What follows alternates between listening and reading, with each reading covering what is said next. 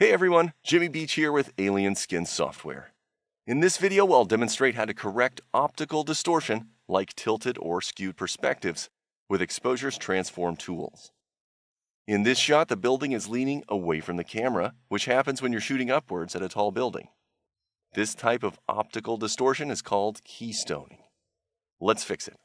In the transform panel, I'll enable grid lines so I can see the tilt of the building in the image.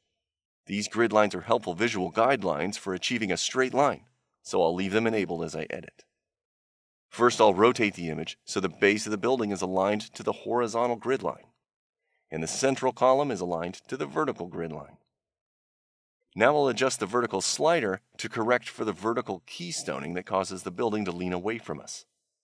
I'll enable constrained crop to remove the empty space at the edges of the photo. When shooting taller buildings from street level, be sure to leave enough space around the edges of your shot for cropping when you're using the transform tools, so you aren't forced to choose between straightening your shot or keeping your main subject uncropped.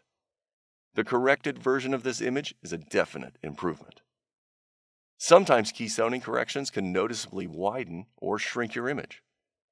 Exposure's aspect slider helps you counteract that by either squeezing the image, which makes your subject taller and thinner, or by widening it, which makes it shorter and wider. Our keystone correction compressed the building just a bit, making it taller. I'll adjust the aspect just a bit to correct for that. Exposure's scale slider gives you an alternative to using the constrained crop option. Use it to zoom in or out of your image. I'll adjust the scale to help crop out the people in the lower right of the image.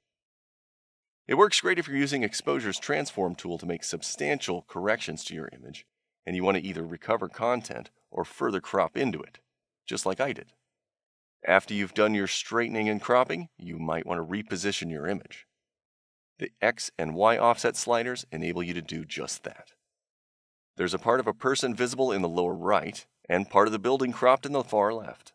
So I'll correct for these by adjusting the X offset. Comparing this edit to the original, you can see how helpful Exposure's transform tools are.